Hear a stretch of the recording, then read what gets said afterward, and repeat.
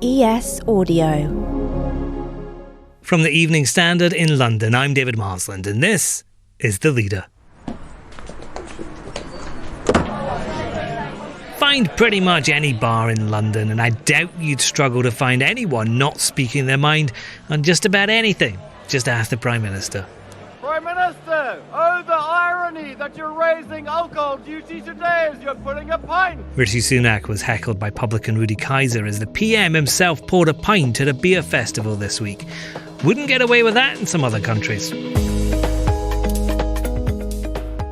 And yet, how free is speech in today's Britain?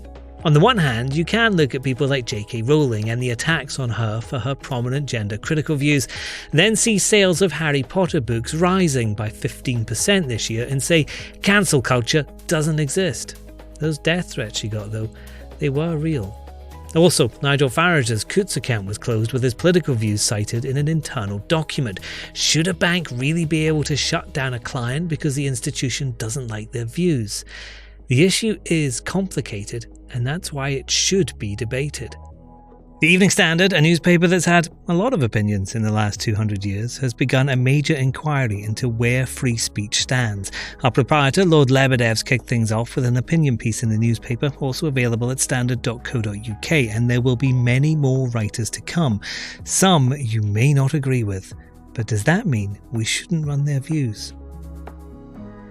One of those contributors coming up will be Ruth Anderson, the CEO of Index on Censorship, which campaigns for free expression around the world. If you count down the rankings in its league table of countries, you'll get to 50 before you see the UK, which is classed as partially open, behind countries like Australia, Lithuania and Sweden, but ahead of closed ones like Eritrea, North Korea and Yemen. She's with me now. Ruth, when you're looking at countries like North Korea, the UK is very far from having a totalitarian regime. Are threats to free speech really a big issue here? We are so lucky to live in a democracy. We are so lucky to live in the UK. And every day with a dissident that I will be working with or one of my team will be working with somewhere else, I am reminded of how lucky I am to have been born in the UK. But that doesn't mean that we shouldn't be always alert to making sure that we are protecting our own rights. We can only criticise other nations for how they treat their citizens if we are confident that we have the highest standards with regards to our own human rights. And while we have extraordinary access to information, and we of course live in a free society, last year a third of librarians were asked to remove a book from their shelves in the UK, according to a recent survey. We've seen books queried about gender and identity. We've seen in America 1,648 books were subject to book bannings in the last academic year. And they range from Margaret Atwood and The Handmaid's Tale to the graphic novel Mouse to Kite Runner. These are extraordinary, important books. And for me, horrendously, Judy Blume, who was the author of my childhood, she wrote her books in 1975, and they are still being banned in America. America that has the legal First Amendment right to freedom of speech. But the Republicans in America and places like Florida would say that these books are not banned. They're still available. You can go and buy them in shops. You can look at them online. They're just not available in educational settings. Is there a difference there? I would argue that universities are cathedrals to learning. And the first step for that are libraries, because that's access to knowledge. We live in an age of the internet. We live in the age of as much information as we can get. Libraries help curate that information. They're incredibly important for our learning. And actually, the First Amendment right is about how you have access to information, who can say what only for the government. So I would argue that's a step too far for Republicans too. Is that something though that we could see in the UK? I really hope not. I think what we've seen is some of the, in my opinion, ridiculously OTT conversations about statues and some of our colonial history. And so you can see, I think that everything is about context. So don't remove a statue, but contextualise why that statue would not be put up today and explain why that person's linked to slavery or to our empire was. I think that all of this is about context. Otherwise, you end up removing music and you end up removing key words and phrases, and you miss the the historical context for some of the stuff that we read, explain why that isn't acceptable in today's society. But that demonstrates how far we've come as a society, the fact that it's no longer acceptable. So we've got to be really careful. So can I see it happening here? In a politically divided country, of course we could see it happen here. And then, of course, it gets very complicated talking about removing words. We saw that with Roald Dahl recently when there were rewrites of those words. A lot of people said this isn't offensive, but also, this is the words that the author wrote. Can we really take those out and call it the same book? Should we have these conversations, though? I think we should have national conversations. I don't think it should be happening to us. If we collectively agree that the original Roald Dahl books should only be in institutes, in universities, for example, so that they can be studied as a historical text, but there are newer versions of the text. If that's where we decide as a society we'd like to end up, that's a conversation we should have as a society. One of the issues that I think is missing always from this is that the conversations about speech are happening to people, not with people. That leads to bad everything, usually bad politics, but that definitely leads to people being resentful about what's happening to them. And there are better ways and means of doing it than sensitivity writers. And the other side of this is, okay, everyone has a right to speak. Do I have to listen to you? If you said Judy Blume is the greatest author of all time and threw her book at me, would I have to read it? I think that is the most important question right at the moment. You have the right to speak, but do you have the right to be heard? Well, of course you don't. You've never had the right to be heard. And if we consider social media, and especially things like pylons, and when it's got really, really unpleasant and you're in the middle of a social media storm, that is the equivalent of lots of people doing letters to you, which you never had to read because it didn't invade your personal space. The problem is social media is on our phones and therefore they're in our pocket. We have allowed ourselves to think that by writing something online means that the other person has to see it. Of course they don't. It's why the mute button is so brilliant on social media. People can keep shouting at me. I don't need to listen to them. But it's making sure that we know which tools to use. And then it's also about making sure that we understand the algorithms that are actually running some of our lives online. Because there was this ridiculous situation on one of the social media platforms where they delisted the videos of disabled people. And it was to stop abuse happening to those people. It was to stop people making fun of them. It was to stop abuse happening. But what happened was that none of those videos were being seen by anybody because they'd been delisted by the algorithm. So the social media companies thought they'd done a good thing, but actually they've removed people's access to a space. And I just think we've got to be really careful about how we can't sanitize the internet because you can't sanitize the world. So there's got to be a space, there's got to be compromise as we work our way through what freedom of expression, the right to be heard, and social media platforms really mean for a technology that we need to remember is very, very new. It may feel like it's a core part of our lives, but newspapers have been around for hundreds and hundreds of years, and the internet's been around for 30. Right, let's go to the ads now. We'll have more from Ruth after the break. If you hit your follow button on your podcast provider, you'll get the Leader podcast delivered to you at 4 p.m. every day. We even do a weekend edition. Be up to date with the biggest, most important news, analysis, and opinion every day at 4 p.m. See you after these. Should free speech be absolute? I think if we lived in an ideal world, of course it should be.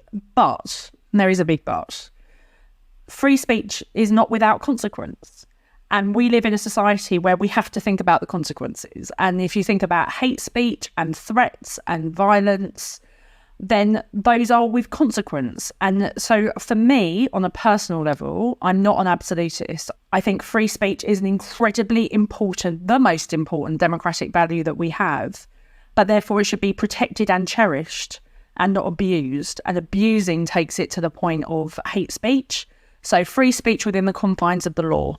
Yeah, I was going to ask, where does that stop then? What is the line? When does it step over from being free speech and vigorous opinion into hate speech? So I was a Jewish member of parliament. Banter meant that I was absolutely right to be questioned on my voting record, on my views, on my comments, on the issues I promoted, and to be attacked for them where people disagreed with me. So I can happily tolerate, and I think there is an element of toleration to this, but tolerate everyone else's views up to and including the point of complete and utter disagreement until it becomes threats of violence. So it's when it crosses over, when it either becomes about my personal identity, so in that case when I was Jewish, or it becomes threatening me with violence, and violence, whether that was sexual violence or the end of my life level of violence, then it's got to be managed. And do you think, from your experience, the things that people have come into your organisation with, is that actually rising? Has that changed? I think there's lots of different issues around our current perceptions of free speech and how much we need to protect it. And personally, I prefer the phrase freedom of expression, because it's not just about speech anymore. It's about our creativity. It's about how we engage what we see in a world of social media, in a world of art, graffiti artists or graphic artists. Like, the world is more than just how we speak to each other. And Index on Censorship, it has a wonderful story. We were set up 50 years ago, and we were set up as an entity to promote the concept of freedom of expression as a democratic value. So we worked with people behind the Iron Curtain who were using their words as dissidents, how brave and inspiring those people were and continue to be under the age of Putin as dissidents. So we work with people in Hong Kong, we work with people in Afghanistan, in Russia, in parts of South America, where they don't have the same freedoms that we have. So they have a different view about freedom of expression than we might have in the UK, because we take it for granted.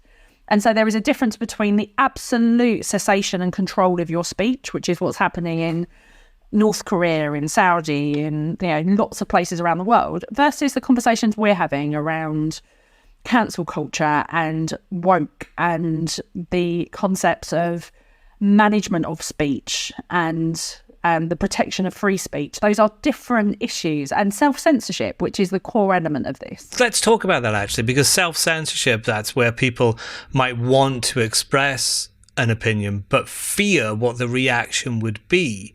How is that damaging conversation in the country? Look, I think in an age of Twitter pylons, if we're still allowed to call it Twitter and not X pylons, but in an age of social media and immediate response to whatever people say, you can understand why some people don't want to raise their head above the parapet. You can understand why, if you don't know enough about an issue or you're worried, not for everybody, for some people they'll give their opinion on everything, but for a lot of people it will discourage engagement. And one of my concerns about that is it also then discourages conversation and learning, because I think we've got to a point, especially on some subjects, that you don't want to ask questions because you might be seen to be on one side or the other of a debate. And that in itself stops our national conversation. It stops learning, it stops enlightenment, and it stops from, I say it as someone who's on the left, it stops a progressive development of society if you can't actually have conversations about what exists and where issues are. But can we really not have these conversations? I'm thinking of J.K. Rowling as a good example, a woman who's come out with very strong gender critical views. There have been attempts to cancel her, and yet sales of Harry Potter have gone up. The biggest selling video game of the year is from the Harry Potter universe. Does cancel culture actually exist? Cancel culture has always existed. J.K. Rowling, thankfully, is not has not been cancelled. Her platform is huge. But her life has changed dramatically because she's chosen to be politically outspoken on an issue. But then there are people on both sides of that discussion around gender identity. People that have very strong opinions are talking, and talking loudly, on that specific issue. Where are the people in the middle who are asking questions? The majority of people who really want to know why gender-neutral toilets might be in existence, or what's actually happening to trans people in terms of access to doctors, or what does it mean around women's safe spaces or not, and might not feel comfortable enough to ask the question or know who to ask the question for fear of what happens next. So that means that information doesn't get spread and maybe leaves a gap for misinformation? I think maybe leaves a gap. So if you think about COVID's a really good example, I think, probably. We all, absolutely rightly, in my opinion, did what the government told us to do. For the overwhelming majority of people agreed. But we were in such a period of fear that questioning any of it we were literally in a national pandemic, locked in our houses. You can see why, or understand why. I mean, I obviously have a differing view to them, but you can see why people didn't know who to ask questions of. And if they did ask questions online, that quickly became issues of disinformation. And then where were we filling the holes? One of the reasons why I love the right of freedom of expression is because you can shine a spotlight and you make sure that people aren't pushed to the fringes or to the underground. If you engage in a conversation to show where the evidence is, the issue that we have is what should go alongside that in an age of too much information, given our access to the internet, is the right analytical skills that go alongside it, so that you can question the information in front of you and challenge it rightly. And hopefully that means that the majority of the people, as always, end up in the majority. And that's The Leader. Head to standard.co.uk for more on our free speech inquiry and all the latest news. The Leader podcast will be back at 4 p.m. tomorrow.